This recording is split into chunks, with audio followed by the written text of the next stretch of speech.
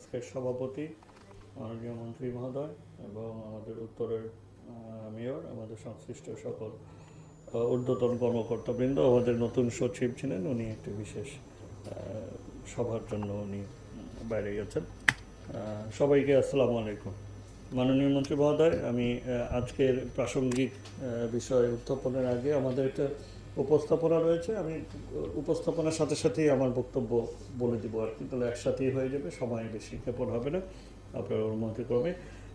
আমি প্রথমেই আপনাকে একটি আজকের এই প্রাসঙ্গিক বিষয় ছাড়া আরেকটি যেটা জনগুরুত্বপূর্ণ এবং আমাদের দুই সিটি কর্পোরেশনের জন্য একটা বিশাল কর্মযজ্ঞ, সেই কর্মযজ্ঞের সফলতার জন্য আপনাকে অভিনন্দন জানাচ্ছি। আপনি জানেন যে ঈদ উল আজহা কিছুদিন আগেই উদযাপিত হয়েছে, 17ই জুন, এবং সেই ঈদ উল আজহা উপলক্ষে যে কোরবানির পশুর বর্জ্য এবং হাটের বর্জ্য অপসারণ, আপনার নেতৃত্বে, আপনার দিক নির্দেশনায় আমরা এবছরও সফলতার সাথে নির্ধারিত সময়ের অনেক আগেই আমরা পরিষ্কার করতে পেরেছি, অপসারণ করতে পেরেছি এবং ঢাকাকে পরিষ্কার পরিচ্ছন্ন করে ঢাকাবাসীর জন্য আমরা উপহার দিতে পেরেছি। এর সফলতা আপনার দিক নির্দেশনায় আমরা করতে পেরেছি, এর জন্য আপনাকে আমি অভিনন্দন জানাচ্ছি। যদিও আমি আমার ব্যক্তিগত কারণে আমার সন্তানের সমাবর্তন অনুষ্ঠানের জন্য আমি ঢাকায় থাকতে পারিনি, কিন্তু আমাদের যেই দল, আমাদের প্রধান নির্বাহী কর্মকর্তা এবং প্রধান বর্জ্য কর্মকর্তার নেতৃত্বে তারা যেই আমাদের কর্মপরিকল্পনা, সেই কর্মপরিকল্পনা সুচারুরূপে বাস্তবায়নের মাধ্যমে আমরা সেই সফলতা অর্জন করতে পেরেছি। আমি আবারও আপনাকে সহ সকলকে আমার আন্তরিক অভিনন্দন এবং শুভেচ্ছা জানাই। এবং আজকে যে আমরা জাতীয় কমিটির সভায় বসেছি,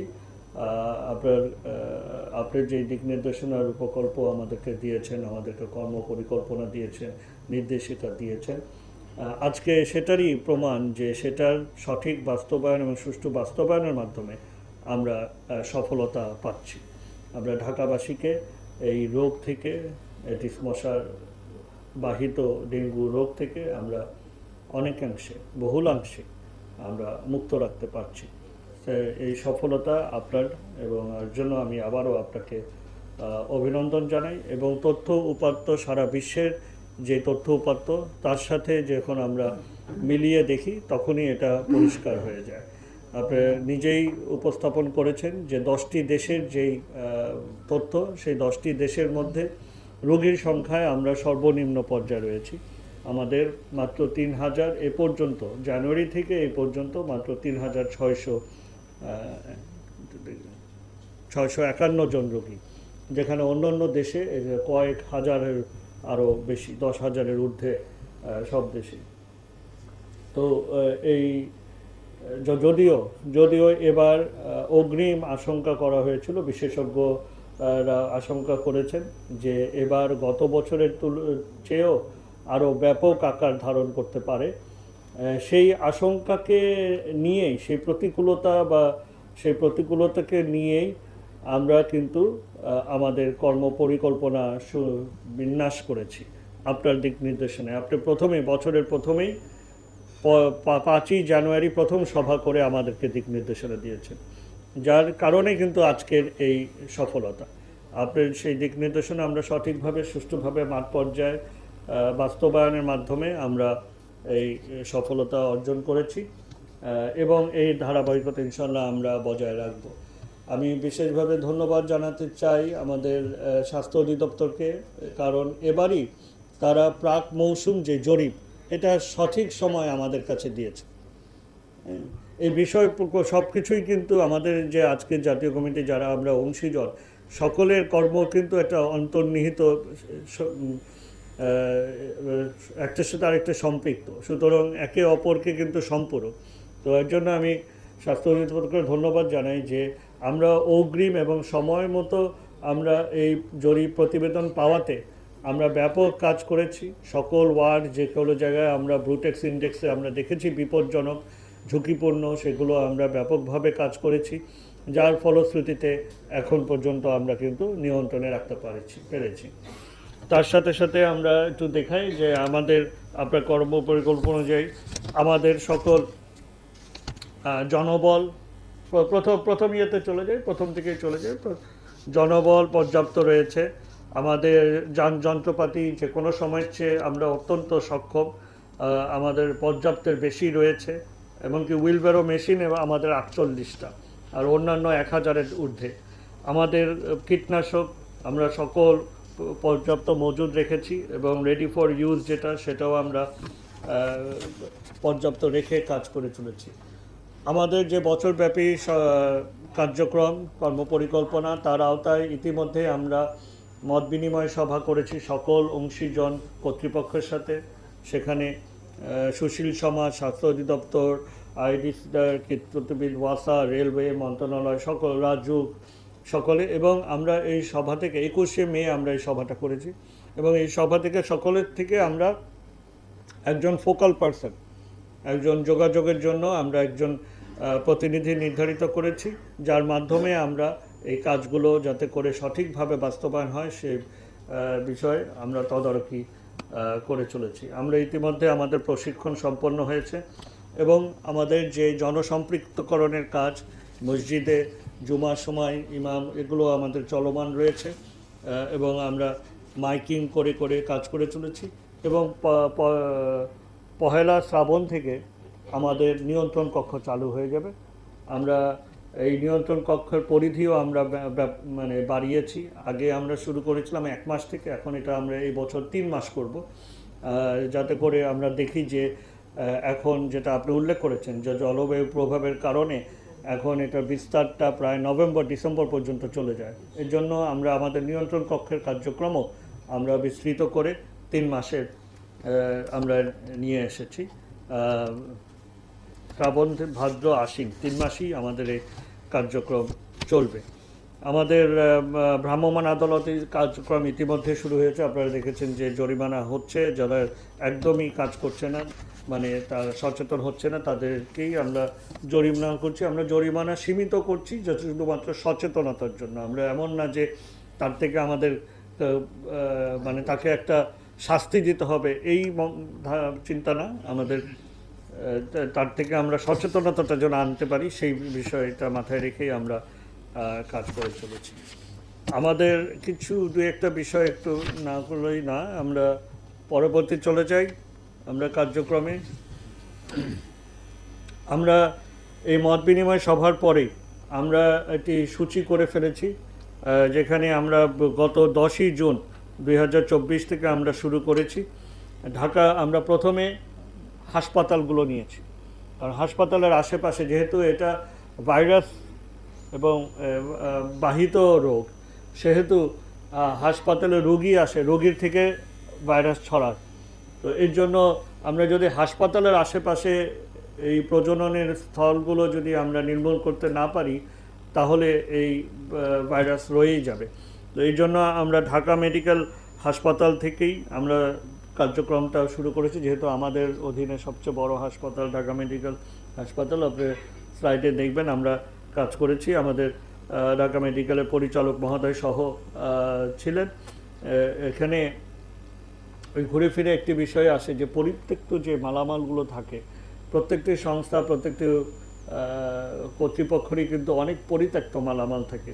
তো সেখানে আমরা সেই পরিত্যক্ত মালামালের মধ্যে কিন্তু এই প্রজননের ব্যাপক থাকে, এবং যেই আবাসন বলেন আর স্থাপনা বলেন, যেখানে যেই অভ্যন্তরীণ যে নর্দমাগুলো থাকে, এগুলো নিয়মিত পানি নিষ্কাশন না করলে বা পানি সচল না রাখতে পারলে সেখানে কিন্তু প্রজনন হয়। তো সেই জায়গাগুলো আমরা চিহ্নিত করেছি, আমরা কাজ করেছি। আমরা আশা করব যে আমাদের এই কাজের পরে তারা নিজস্বভাবে সেই কাজগুলো করবে, এবং এর পরবর্তীতে আমরা পুলিশের যেই থানা এবং যেই ছবিগুলো আপনার এর আগেও আপনাদের প্রতিবেদনে এসেছে, যে আলামতের যেই মালামালগুলো, গাড়ি বলেন, বিভিন্ন মালামাল, সেগুলো থেকে সেখানে যে পানি জমে থাকে, এখনও কিন্তু আমরা অভিযান করেছি, সম্পন্ন করেছি 1 দফা, এবং আমরা পরবর্তীতে আবার আরেক দফা অভিযান করব। কিন্তু একটি বিষয় উল্লেখ করতে হয় সেটা হলো যে এখনও কিন্তু পলিথিন দিয়ে সেভাবে ঢাকা হচ্ছে না, এখনও সেভাবে উন্মুক্ত রাখা হচ্ছে। কোনো গাড়ির কাঁচ ভাঙা, কোনো গাড়ি মানে ভেঙে গেছে, নষ্ট হয়ে গেছে, সেই সব জায়গাগুলোয় কিন্তু এখনও পানি জমে চলেছে। তো যদি আমরা একবার পরিষ্কার করে দিয়েছি, অভিযান করে দিয়েছি, আপনারা যদি একটু পলিথিন দিয়ে অন্ততপক্ষে ঢেকে দেন, তাহলে আমরা অনেকটা কিন্তু মুক্ত হতে পারবো। এটুকু আপনাদের কাছে আমাদের অনুরোধ। আপনারা যদি এই যে ছবিগুলো দেখেন কিভাবে ডাম্প করা আছে, এই যে এই যে ছবিগুলো কিভাবে ডাম্প করা আছে, এখানে কিন্তু মানে হবেই, এটা কোনো কেউ মানে আটকাতে পারবে না, এখানে প্রজনন হবে। তো এই পুরোটা যদি একটু পলিথিন দিয়ে ঢেলে দেয়, তাহলে পানিটা চলে যায় ভিতরে, আর থাকে না, জমে থাকবে না, তাহলে আর হবে না। এই বিষয়টা একটু আপনারা নজর দিবেন। তো এভাবে আমরা করছি। এখন আমরা বিদ্যালয়গুলোকে করব, যদিও এখন পরীক্ষা শুরু হয়েছে বলে আমরা শুরু করতে পারিনি, কিন্তু আমরা সূচি সেভাবে করেছি যেই দিন পরীক্ষা নাই, ছুটি আছে, সেই দিনগুলো আমরা বেছে নিয়ে আমরা অভিযানগুলো করব। আমরা বিদ্যালয়, মহাবিদ্যালয় এগুলো করব, এবং আমাদের সংস্থার যে সকল আবাসন আছে আপনি উল্লেখ করেছেন, সেটা গণপূর্ত হোক, টিএনটি হোক, রেলওয়ে হোক, এগুলো আমরা এক দফা প্রাথমিক পর্যায়ে অভিযান আমরা পরিচালনা করে আমরা তাদেরকে সচেতনতা এবং পরিষ্কার পরিচ্ছন্নতা আমরা নিশ্চিত করে চলেছি।